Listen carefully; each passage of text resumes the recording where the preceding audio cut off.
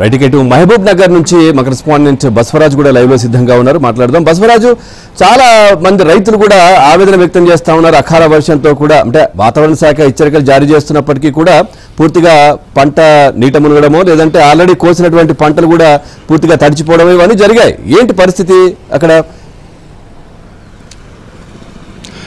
పవన్, మహబూబ్ నగర్ జిల్లా వ్యాప్తంగా నిన్న భారీ వర్షం నమోదైంది. అయితే నిన్న ఉదయం నుంచి కూడా ఉదయం 7 గంటల నుంచి 10 గంటల దాకా, అదేవిధంగా సాయంకాలం కూడా భారీ వర్షం నమోదైంది. ముఖ్యంగా ఉమ్మడి మహబూబ్ నగర్ జిల్లాలోని వనపర్తి, మహబూబ్ నగర్ జిల్లాలో భారీ వర్షాలు నమోదయ్యాయి. అయితే ఇక్కడ పంటలకు పెద్దగా అంటే ఇబ్బంది కలిగినప్పటికీ ఏదైతే వరి కోతలు కోసి వరి ధాన్యాన్ని అమ్ముకునేందుకు కొనుగోలు సెంటర్లకు తీసుకొచ్చిన ధాన్యం మాత్రం వాళ్ళు ధాన్యాన్ని కాపాడుకునేందుకు విపరీతంగా ప్రయత్నాలు చేసిన పరిస్థితి మనకు కనిపించింది. రైతులు పూర్తిగా అంటే ఏదైతే ధాన్యం కొనుగోలు సెంటర్లలో ధాన్యం తూకం అయిన తర్వాత కూడా ధాన్యాన్ని సరైన సమయంలో ఇక్కడ గోదాములకు తీసుకుపోని పరిస్థితి, అక్కడ లారీల కొరత కావచ్చు, అదేవిధంగా కొన్ని గన్ని బ్యాగుల కొరత కావచ్చు. ఈ సందర్భంగా కొన్ని ప్రాంతాల్లో అంటే ముఖ్యంగా వనపర్తి జిల్లాలో తీసుకుంటే కొత్తకోట, మదనాపూరు, పెబ్బేరు మండలాల్లోని కొనుగోలు సెంటర్లలో ఇట్లాంటి పరిస్థితి కనిపించింది. అంటే రైతులు అక్కడ వాటి నుంచి తీసుకునేందుకు అంటే కొనుగోలు కేంద్రాల్లో తూకం అయిన తర్వాత కూడా లారీల నుంచి ఎక్కించి లారీలు ఏదైతే గోదాముకు చేర్చేందుకు ఇబ్బంది కలగడంతో అట్లాంటి పరిస్థితి వాటిని